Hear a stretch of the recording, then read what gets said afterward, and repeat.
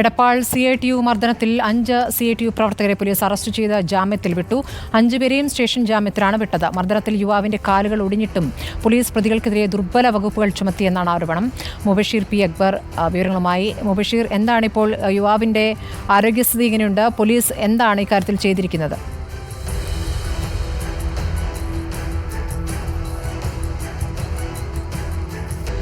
അതായത് സ്മൃതി, അപകടത്തിൽ ഈ ഒരു യുവാവിന്റെ കാലുകൾ ഒടിഞ്ഞതിനെ തുടർന്ന് ഇപ്പോഴും 23 വയസ്സുള്ള കൊല്ലം പത്തനാപുരം സ്വദേശിയായ ഫയാസ് ഷാജഹാൻ തൃശൂർ മെഡിക്കൽ കോളേജ് ആശുപത്രിയിൽ ചികിത്സയിൽ തുടരുകയാണ്. അതിനിടയിൽ സംഭവവുമായി ബന്ധപ്പെട്ട 5 പേരെ പോലീസ് അറസ്റ്റ് ചെയ്തിരിക്കുന്നത്. ഇവർ CITU പ്രവർത്തകരാണെന്നുള്ളതാണ് കോൺഗ്രസ് ആരോപിക്കുന്നത്. നേരത്തെ 10 പേർക്കെതിരെ പോലീസ് ഈ ഒരു സംഭവവുമായി ബന്ധപ്പെട്ട് കേസെടുത്തിരുന്നെങ്കിലും 5 പേരെയാണ് അറസ്റ്റ് ചെയ്തത്.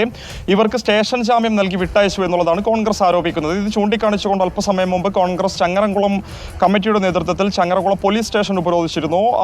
കോൺഗ്രസ് നേതാവായ രോഹിത് ഉൾപ്പെടെയുള്ള നേതാക്കളുടെ നേതൃത്വത്തിലായിരുന്നു ഈ ഒരു പോലീസ് സ്റ്റേഷൻ ഇവിടെ കുത്തിയിരിപ്പ് സമരം നടത്തിയത്. ആ ഒരു ഘട്ടത്തിൽ ഇവിടെയുള്ള SHO മലപ്പുറം ജില്ലാ പോലീസ് മേധാവിയെ വിളിച്ച് ബന്ധപ്പെടുകയും ഈ ഒരു യുവാവിന്റെ മൊഴിയെടുക്കുമെന്ന് ഉറപ്പ് ലഭിച്ചൊരു പശ്ചാത്തലത്തിലാണ് ഈ ഒരു സമരം അവസാനിപ്പിച്ചത് എന്നുള്ളതാണ് കോൺഗ്രസ് പറയുന്നത്. ഈ ഒരു സംഭവത്തിൽ കൃത്യമായും പ്രതികളെ സംരക്ഷിക്കാനുള്ള ഒരു നീക്കമാണ് പോലീസും ഇതുമായി ബന്ധപ്പെട്ട ഉദ്യോഗസ്ഥരും നടത്തുന്ന ആരോപണമാണ് ഈ ഒരു ഘട്ടത്തിൽ കോൺഗ്രസ് ഉന്നയിക്കുന്നത്. എന്തായാലും ഈ ഒരു യുവാവ് നിലവിൽ മെഡിക്കൽ കോളേജ് ആശുപത്രിയിൽ ചികിത്സയിൽ തുടരുകയാണ്. കാലുകൾക്ക് ഗുരുതരമായി പരിക്കേറ്റിട്ടുണ്ടെന്നുള്ളത് വസ്തുതയാണ്. കുടുംബാംഗങ്ങളുമായി സംസാരിക്കുമ്പോൾ അവരത് തന്നെയാണ് പറയുന്നത്. ഇനി തിരിച്ച് തൊഴിൽ മേഖലകളിലേക്ക് ഉൾപ്പെടെ തിരിച്ചു വരാൻ പറ്റാത്ത രീതിയിലുള്ള പരിക്ക് സംഭവിച്ചിട്ടുണ്ട് എന്നുള്ളത് തന്നെയാണ് ചൂണ്ടിക്കാണിക്കുന്നത്. കഴിഞ്ഞ ദിവസമായിരുന്നു ഈ ഒരു കേസിന് ആസ്പദമായ സംഭവം നടന്നത്. എടപ്പാളിൽ പുതുതായി വരാൻ പോകുന്ന ഒരു ഷോപ്പിംഗ് കോംപ്ലക്സിലേക്കുള്ള സാമഗ്രികൾ ഇറക്കുന്നതുമായി ബന്ധപ്പെട്ട തർക്കമാണ് ഈ ഒരു അക്രമത്തിൽ കലാശിച്ചത്. CITU പ്രവർത്തകരും കരാർ തൊഴിലാളികളും തമ്മിൽ ഏറ്റുമുട്ടിയതാണ് ഈ ഒരു യുവാവിന്റെ അപകടത്തിലേക്ക് എത്തിയത്. CITU പ്രവർത്തകർ യുവാവിനെ പിന്തുടർന്ന സമയത്ത് യുവാവ് ഒരു കെട്ടിടത്തിന് മുകളിലേക്ക് ഓടിക്കയറുകയും തുടർന്ന് ഇവർ